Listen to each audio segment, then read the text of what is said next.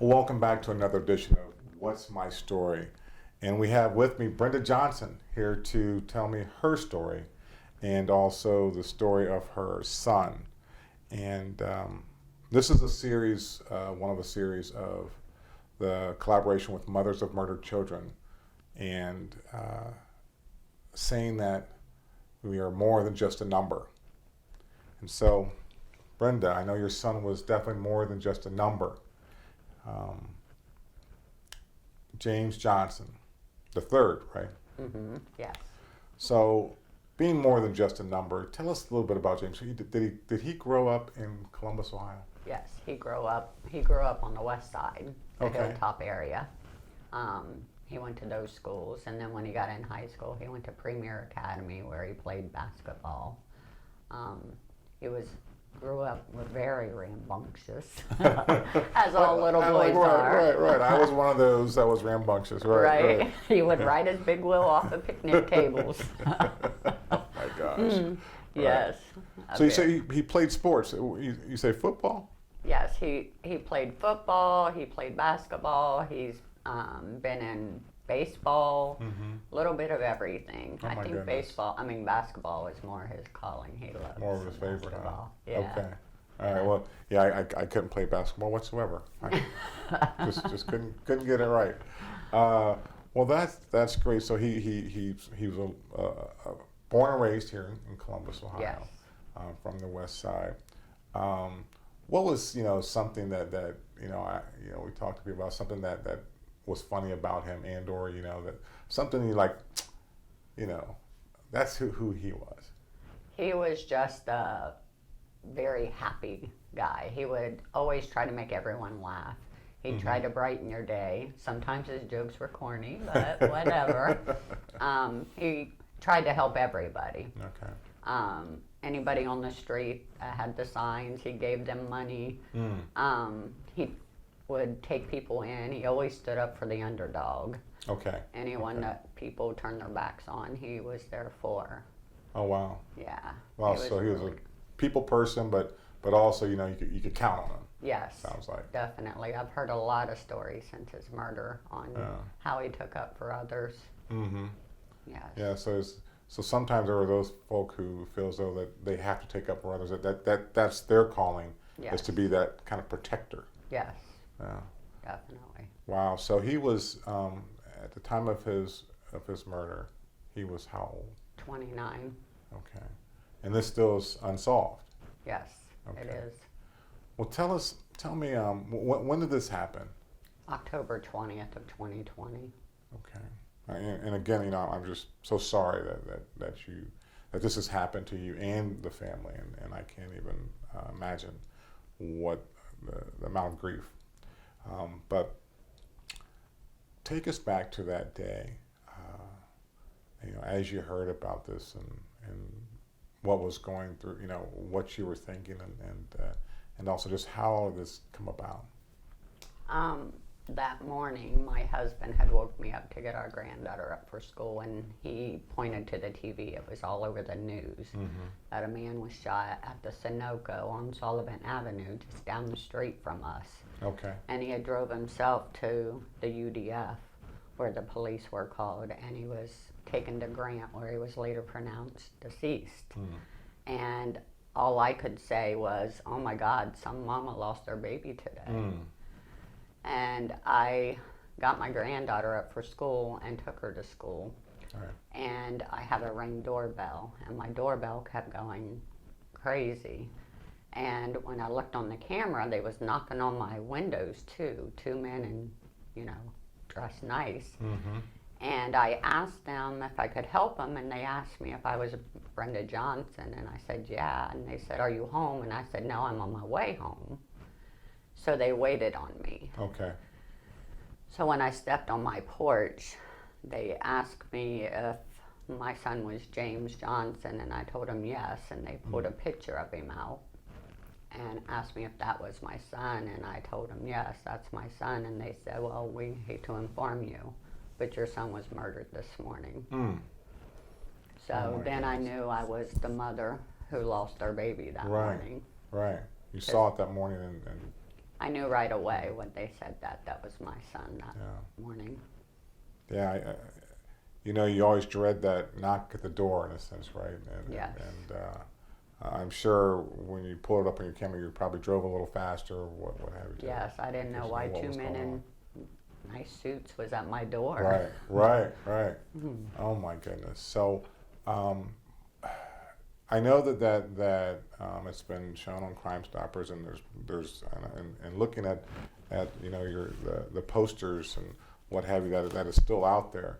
Are they any closer, or have they had any leads on this? The problem is nobody wants to talk, and like they don't believe that Crime Stoppers is really anonymous, or they're scared that it might happen to them if they snitch, as they call it. Right. But they need to snitch. Yeah. We need to get these people off the streets because nobody's sons or daughters are safe. None. Right. And that's what often in talking to several of the other mothers who their sons have been killed, is that no one is free from this happening to them. You don't think it would happen to you. Absolutely nobody. And so you want, you just say, well, what if this was your daughter or son or brother or cousin? And you would want someone to talk. And through Crime Stoppers, and it is totally anonymous because there's no names ever given, right? And the person who gives a tip can also get a reward, so you can get paid for your tip if it leads to an arrest or indictment. And so we're hopeful that those who are viewing this, please, if you know something about this or any other crime, that you can call Crime Stoppers, and they can you could receive a reward if it leads to an indictment or an arrest. What do you say to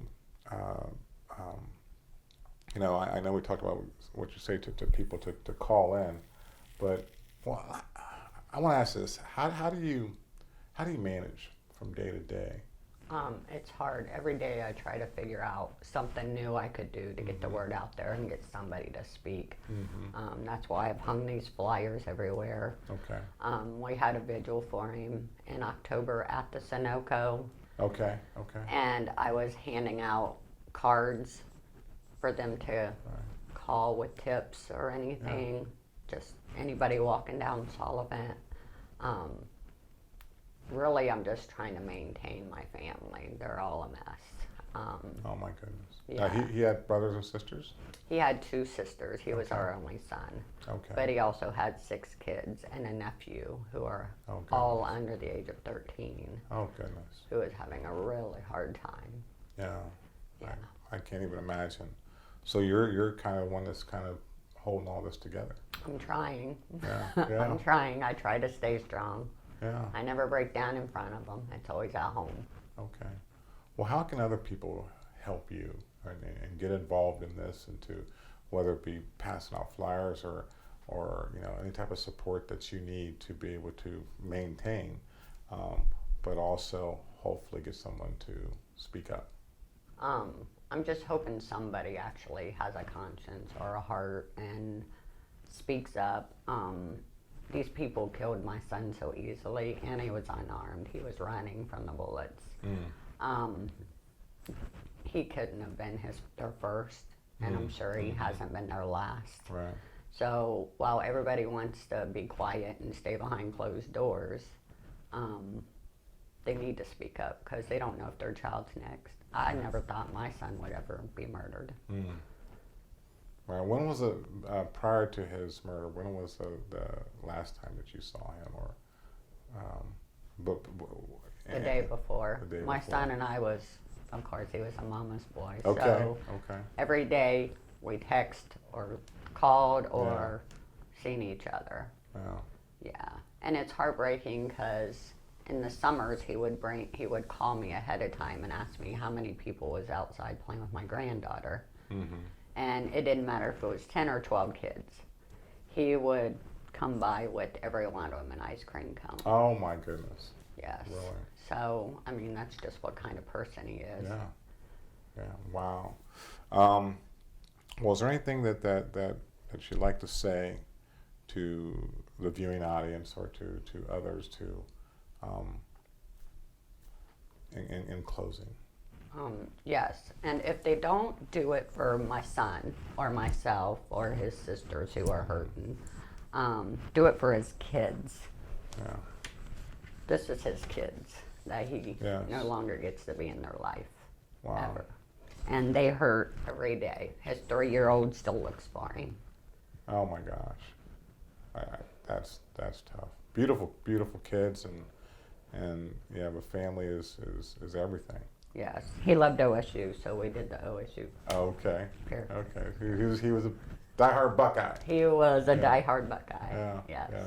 That is great. That is great. Well, hopefully they continue in his, in his legacy. But also, I'm sure he is looking down on them too. Yes. Yes. Wrapping his arms around them, what you can do. Yes. It's just heartbreaking. He could never walk his daughters down the aisle or go to his boys' basketball games or anything. Yeah, those moments that you're like, that he won't be there physically. Yes. Yeah. Well, thank you so much, Brenda, for sharing your story with us. Thank you. And with the community. And I'm very hopeful that someone speaks up to help bring justice and solace to you and the family, and some closure on this piece, so that you can continue on and wrapping your arms around the young people and carrying on. But again, I appreciate your time. Thank you.